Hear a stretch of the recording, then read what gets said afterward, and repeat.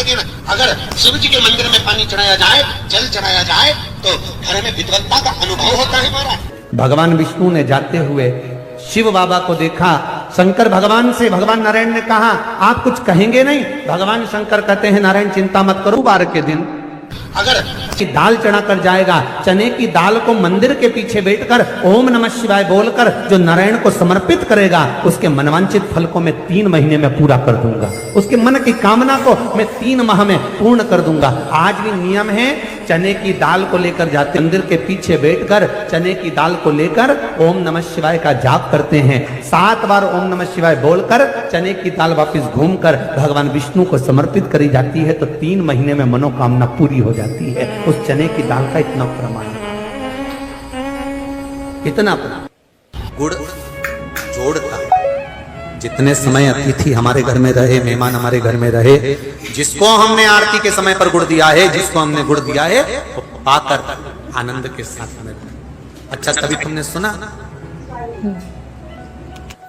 जो जिसके यहाँ पर गणेश जी नहीं होते, शादी ब्याह में अगर गणेश जी नहीं मिलते तो क्या करते हैं, वो गुड़ का जो ढेला होता है ना, उसी को आधा तोड़कर गणेश जी बना के रख देते हैं और उसी आधे गुड़ के ढेले का भोग लगा देते हैं। गुड़ का ही गणेश और गुड़ ही खजाना। देखिए जरा भाव देखिए हमारे सनातन धर्म में, भगवान को रिझाने का तरीका देखिए। अब कई लोग कहते हैं ये गुड़ से क्या होता है, ये मूंग से क्या होता है, ये धने से क्या होता है, चावल से क्या होता है, बेलपत्र से क्या होता है। अरे भाई, समर्पित करोगे, पाओगे तो जानोगे ना। सावन के बार के दिन जिस लड़का और लड़की का विवाह नहीं हो रहा, बहुत हताश हो गए, परेशान हो गए, विवाह संबंध जमी नहीं रहा, किसी भी बुधवार के दिन तांबे के कलश में चने की दाल को भर लीजिए, किसी भी बुधवार, और तांबे के कलश में चने की दाल को भर लो, उसमें 2 गोल सुपारी रख लो, पूजन वाली सुपारी रख कर 2 सिक्के उसमें रख लो, पीले कपड़े से मुख बांध दो, उसका पूजन करो बुधवार के दिन भी, और गुरुवार के दिन उसका पूजन स्नान करने के बाद करना।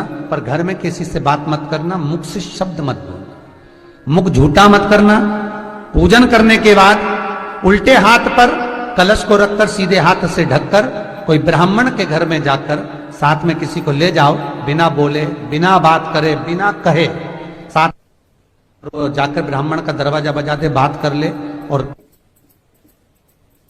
में गया वो, पर तुम्हें नहीं बोलना है। और वो कलश ब्राह्मण के अपनी कामना कर कर वो कलश का दान दे दिया जाए। महाराज, ज्यादा से ज्यादा 4 महीना 3 महीने के अंदर विवाह संबंध पक्का हो जाता है।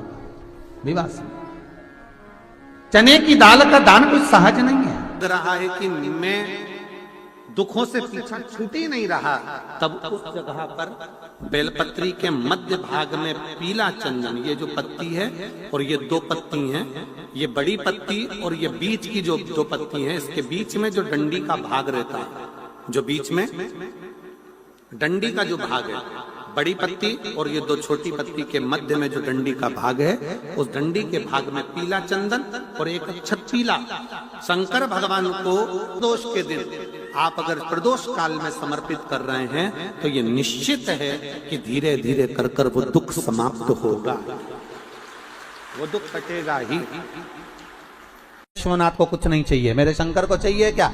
अगर आपके जीवन में ऐसा लगे कि बहुत बड़ी बीमारी आ गई और आपके घर का व्यक्ति वेंटिलेटर पर पड़ा हुआ है, तो शमी के वृक्ष के फूल ले आओ 7, और शमी के वृक्ष के 7 फूल लाकर एक एक फूल शंकर भगवान को श्री शिवाय नमस्तुभ्यम कहकर उस व्यक्ति के लिए जो पड़ा हुआ है, अंतिम सांसें गिन रहा है, जिसको अटैक आ गया, अंतिम सांसों में जो गिन रहा है, उसके नाम से भगवान शंकर पर चढ़ाना प्रारंभ कर दो। मात्र 7 पुष्प, उस शमी के वृक्ष के 7 पुष्प आप शिव को समर्पित करिए, उसका नाम और गोत्र बोलकर, और भगवान शंकर का मूल मंत्र श्री शिवाय, जम के बोलिए श्री शिवाय नमस्तुभ्यम बोलकर एक एक शमी का फूल शंकर पर चढ़ाना प्रारंभ कर दो।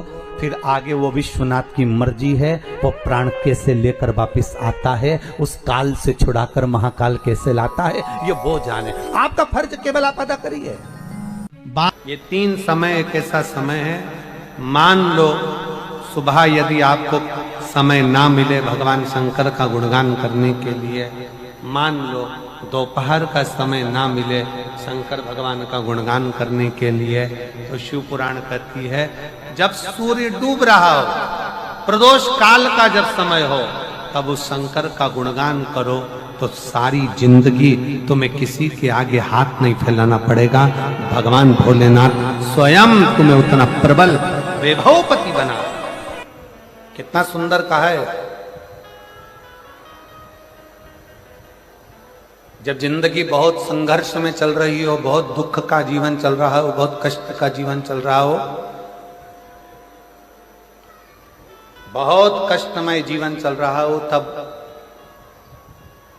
शमी के 5 पत्ते, शमी के 5 पत्ते, एक दुर्वा के साथ एक अक्षत चावल का एक दाना, वो भी हल्दी में भिंगोया हुआ हो या केसर में भिंगोया हुआ हो,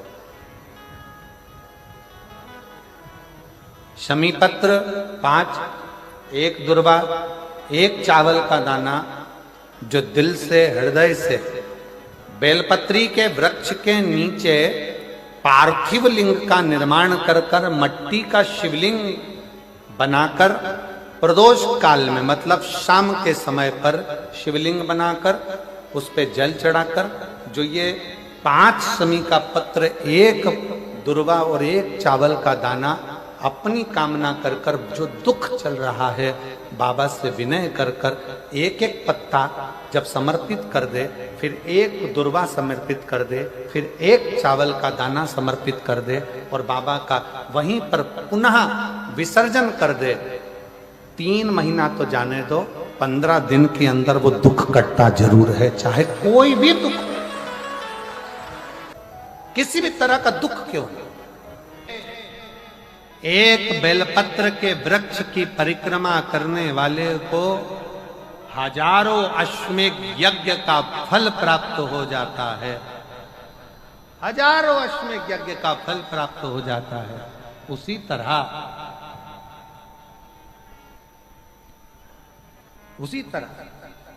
एक पार्थिव लिंग का निर्माण करने वाले को, मिट्टी का शिवलिंग का निर्माण कर कर पूजन करने वालों को 12 ज्योतिर्लिंग के शिवलिंग के दर्शन का पुण्य फल प्राप्त। जब श्री बद्रीनाथ भगवान विश्राम करते हैं, पट जब बंद होते हैं, तो मेरे नारायण के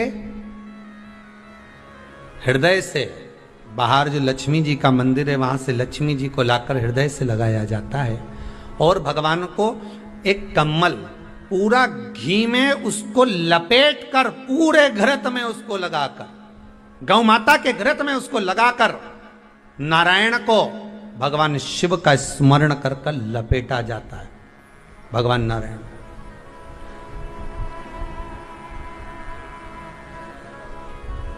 बद्रीनाथ बाबा के मंदिर में दिया घी से भर दिया जाता है, ताले लगा दिए जाते हैं, सब नीचे आ जाते हैं। जब अक्षय तृतीया के समय पर पट खोलते हैं, बाबा का कम्मल घृत से जुड़ा हुआ वैसा कि वैसे ही घृत भरा हुआ,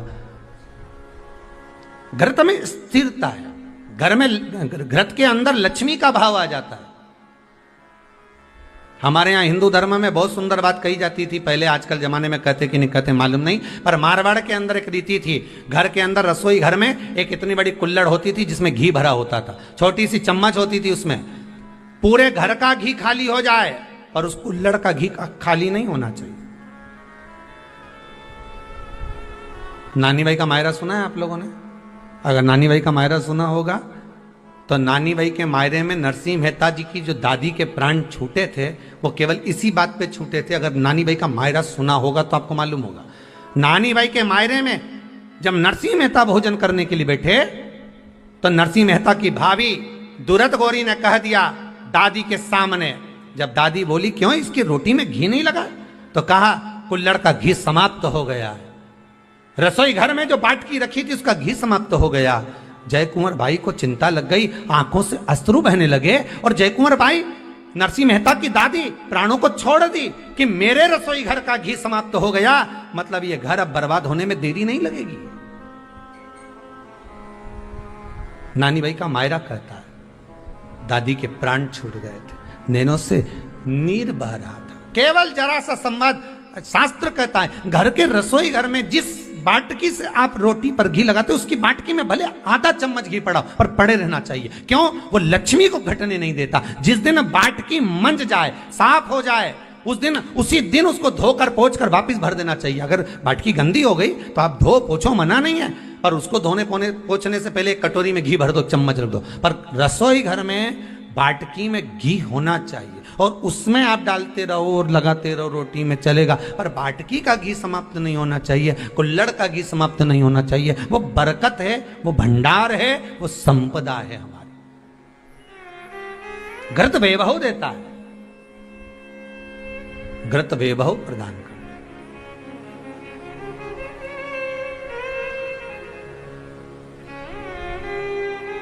घृत वैभवता देता है। कितना सुंदर कहा है। शंकर भगवान के शिवलिंग पर घृत चढ़ाने के बाद आपने दही चढ़ाया शिव जी को, ठीक है, आपने दूध चढ़ाया, जल चढ़ाया, दही चढ़ाया, शहद चढ़ाया, शक्कर चढ़ाई, मिष्ठान चढ़ाया, जो भी आप शिव जी को चढ़ा रहे हो उसमें से केवल एक पदार्थ, एक वस्तु, घी, शंकर के शिवलिंग पर चढ़ाने के बाद में उसी शिवलिंग का घृत, जहां शिवलिंग रखा हुआ है, शिवलिंग जहां रखा रहता है उस कटी पर उस घृत से हस्त फेर देना चाहिए अपनी मनोकामना कर कर। जो अभिषेक आपने किया है वो अभिषेक का फल भगवान भोलेनाथ कुछ ही दिन में प्रदान कर देते हैं। मात्र उंगली फेर देने पर, घृत पात्र की उंगली, घृत का जो आप अभिषेक कर रहे हो, जल चढ़ा रहे हो, दूध चढ़ा रहे हो, आप पंचामृत सामग्री समर्पित कर रहे हो, आप दुनिया की सारी वस्तु भगवान को दे रहे हो, तो घी चढ़ाते समय जब घी चढ़ जाए, शंकर के शिवलिंग पर घी चढ़ गया, उसकी एक उंगली लेकर शिव मंदिर में जहां शंकर जी पिंडी पर बैठे हैं उस जलाधारी पर जो शिवलिंग रखा हुआ है उसके चारों तरफ उस घृत को लगा देना चाहिए अपनी कामना कर कर। महाराज शिव उसको स्वीकार करता है। क्यों? शंकर और पार्वती के मिलन स्थल, माता पार्वती की गोद में भगवान शंकर का जो शिवलिंग स्वरूप विराजमान है, हस्त कमल के अंतर्गत जो भगवान विराजमान है, उसका फल चौगुना मिल जाए।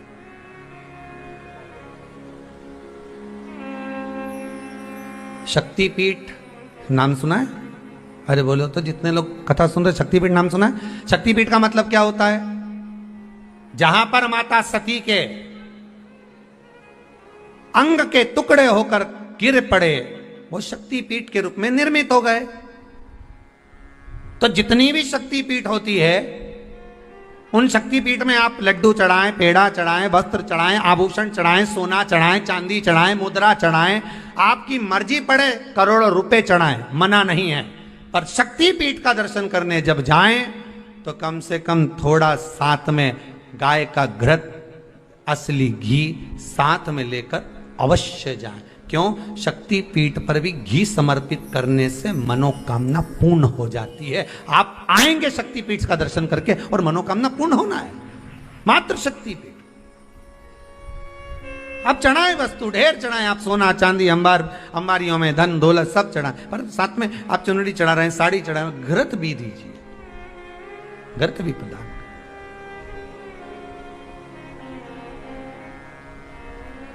घृत का दान मूल है। धर्म पत्नी से संतान नहीं, औलाद नहीं, बड़े दुखी है, बड़े दुखी। अच्छा, संतान नहीं हो, किसी नारी की गोद, अगर स्त्री की गोद अगर खाली रह जाए तो भी दुख होता है उसको कि मेरे घर में औलाद नहीं, संतान नहीं। हम कई बार कहे, आज फिर कहते हैं, ये टेस्ट भी बाद में कराना, सारी जांचें बाद में कराना। एक बार शंकर का भजन कर कर देखना, सब जगह से अगर हार जाओ और सारे रिपोर्ट आपकी आपने सब दूर दिखा ली, तो एक बार शंकर पर भरोसा कर कर तुमरुका जी का नाम लेकर सफेद आंकड़े की जड़ को शिव जी पे से रजस्वला धर्म के 7वें दिन 21 बार घुमा लो, नाम गोत्र बोलकर कमर में लाल धागे में बांध लो, पीपल के पत्ते शिव जी को चढ़ाओ, उठाकर लाओ, उस एक पत्ते को रात्रि को गाय के दूध में उकालो और उस दूध को दोनों पति पत्नी पियो, साथ रहिए। समय आएगा, बाबा चाहेगा तो 3 या 4 महीने में गर्भ ठहर ही जाएगा। सारे डॉक्टर को दिखा लिया अपनी जगह, टेस्ट भी करवा लिया अपनी जगह, पर एक बार प्रयोग, और वो विश्वास रखकर करना पड़ेगा। शंकर पर जो भी कार्य कर रहे हो आप, जो उपाय कर रहे हो आप, शिव का स्मरण कर, भगवान पर अगर विश्वास रखोगे, भरोसो दृढ़ इन चरणन कहो, श्री वल्लभ नक चंद्र छटा बिन सब जगमा ही अंधेरो। अगर भरोसा है तो शंकर है, और भरोसा नहीं तो शिव कहां से।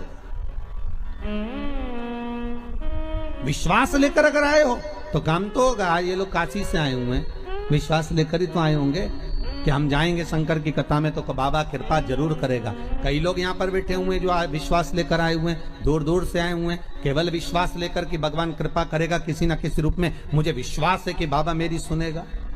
और फिर कहता हूं, कथा में अगर आपने मन लगा लिया, भले टीवी चैनल के माध्यम से श्रवण कर रहे हो, भले मोबाइल के माध्यम से श्रवण कर रहे हो, भले पंडाल में सुन रहे हो, बाबा से अगर दिल से आपने अगर कह दिया तो 3 महीना बहुत होता है सब कामना पूरी होने के लिए। मेरा बाबा आपको कुछ ना कुछ दे ही देता है, बस आपकी रुचि के अनुसार सुख प्रदान कर ही देता है। आप उस पर विश्वास, भरोसा, भटकना नहीं है हमको। जिस नारी का रजोधर्म के अंतर्गत नारी को जो परेशानियां होती हैं, कोई के 8 दिन पहले, 4 दिन पहले, 3 दिन पहले कहीं ना कहीं रजोधर्म के अंतर्गत जो बीमारियां होती हैं, उसके लिए महाराज 7 चने की दाल के दाने तुलसी महारानी के सामने कटोरी में रखकर तुलसी के 3 पत्ते उसमें डालकर अपनी मनोकामना कर कर तुलसी में 3 बार जल छोड़कर वो तुलसी और वो चने की दाल ले जाएं और उसको धीरे धीरे कर कर एक एक कर कर सुबह शाम दोपहर में उसको खा लीजिए। रजो धर्म से जुड़ी हुई परेशानी समाप्त। कोई सहज नहीं है महाराज। चने की दाल को स्वर्ण दान का भी भाव कहा गया। हमारे हिंदू धर्म में चने की दाल को स्वर्ण दान भी करते हैं। जो व्यक्ति स्वर्ण दान नहीं कर पाता वो चने की दाल का दान कर देता है, तो स्वर्ण दान के बराबर मान्य हमारा। फिर निवेदन करा, चने की दाल का व्याख्यान वर्णन फिर किया गया। मान लो कोई प्लाट है, कोई प्रॉपर्टी है, कोई जमीन है, कोई जायदाद और नहीं बिक रही, बहुत परेशान हो गए, लाखों करोड़ों रुपए तुम्हारे डूब गए और ये प्रॉपर्टी बिके तब तुम उबरो, तो उसके लिए चने की दाल को एक रात्रि पहले रविवार के दिन घर में गला लीजिए और उसको गलाकर दूसरे दिन उसमें थोड़ा सा चंदन मिलाकर पीस लीजिए। पर पीसना आपको मिक्सर में नहीं है, पीसना आपको सिलवट्टे पर, चकोटी पर जो आपके यहाँ उससे उसको पीस लीजिए। और पीसने के बाद उसमें थोड़ा सा दूध मिलाकर शिव मंदिर में जाकर शंकर भगवान के शिवलिंग का सोमवार के दिन लेपन करिए। लेपन कर कर अपनी कामना कर कर शिवलिंग पर 3 उंगलियां लगा लीजिए महाराज, अपनी कामना कर कर। जो 3 उंगलियां आपने लगाई है, उंगली हटाते समय चंदन के लेपन को जो लगाया आपने, चने की दाल का लेपन, स्वर्ण का लेपन, उसको हम कहते हैं स्वर्ण लेपन, उसको लेकर आ जाइए महाराज। उसको थोड़ा सा लेकर आ जाओ, एक किसी भी फूल में उसको लगाकर जो जमीन, जो प्रॉपर्टी, जो जगह बेचना है वहां पटक दीजिए महाराज। उसके ग्राहक आना चालू हो जाएंगे और वो प्रॉपर्टी शीघ्र बिक जाएगी। अपनी कामना के अनुसार बिकेगी कि कितने में आपको बेचना, अपने अनुसार। महाराज चने की दाल स्वर्ण दान के बराबर है। चने की दाल को सहज नहीं समझा जाता, गुरु भक्ति के लिए बहुत मूल है।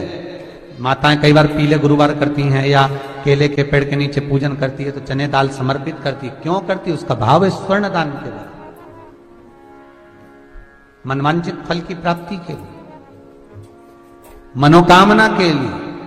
जिस जमीन में फसल कम होती हो, जिस जमीन में प्रॉपर्टी के अंतर्गत कहीं लाभ नहीं मिल रहा हो, जो कई लोग वो जमीन की दलाली का काम करते हैं ना, जमीन बेचवाते हैं, खरीदवाते हैं और कोई लाभ ही नहीं मिल रहा, कई दिनों निकाल दिए, साल निकाल दिए, कोई लाभ नहीं हुआ, तो निवेदन है शंकर भगवान के मंदिर में शिवलिंग पर 108 चने के दाल समर्पित करो। उस 108 चने की दाल को प्रदोष के दिन शाम के समय समर्पित कर कर उस दाल को उठाकर लिया, जेब में पीले रुमाल के साथ उसको बांध कर रख लो। किसी प्रॉपर्टी का सौदा कराने जाओ, उसको पटक कर लेकर जाओ, आपके लाभ होना चालू, सौदे होने चालू, आपको कमीशन मिलना चालू। बद्रीनाथ में अगर 41 दाने चने की दाल के पीले कपड़े में बांध कर जो शंकर भगवान के 41 बार नाम लेकर बद्रिकाश्रम को चढ़ाता है, आज भी उसकी मनोकामना पूरी हो जाती है। इसलिए बद्री नारायण में चने की दाल चढ़ती है। क्यों चढ़ती है किसी को नहीं मालूम, पर उसका कारण यह शिव महापुराण में लिखा कि बद्रिकाश्रम में चने की दाल शंकर भगवान का नाम लेकर चढ़ाई जाती है। क्यों?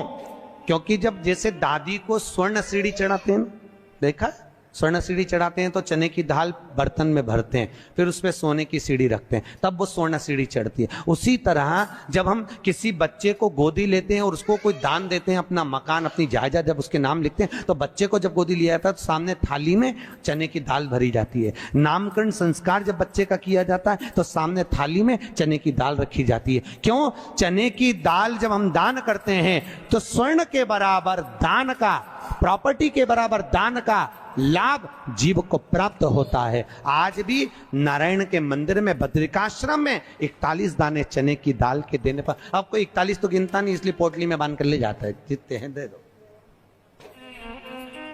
शिव का नाम समर्पित करिए।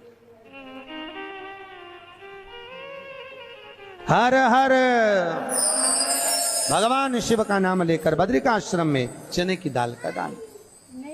अच्छा, इसलिए केदारनाथ में जपा जाता है नारायण नारायण और बद्रिकाश्रम में जपा जाता है ओम नमः शिवाय। दोनों जगह विपरीत दशा है। केदारनाथ जी में क्या जपना चाहिए? श्रीमन नारायण ओम नमो भगवते वासुदेवाय श्री कृष्ण शरणम मम। ऐसे केदारनाथ जी में बैठकर भगवान का नाम का जाप करना चाहिए। और बद्रिकाश्रम में जब भी जाओ तो मुख से ओम नमः शिवाय, ओम नमः शिवाय। जैसे व्यक्ति का कोई काम नहीं हो रहा हो, बहुत दिन से लगे, बहुत समय से लगे, ये काम हो ही नहीं रहा, तो शंकर जी का नाम को उल्टा कर कर जपना चालू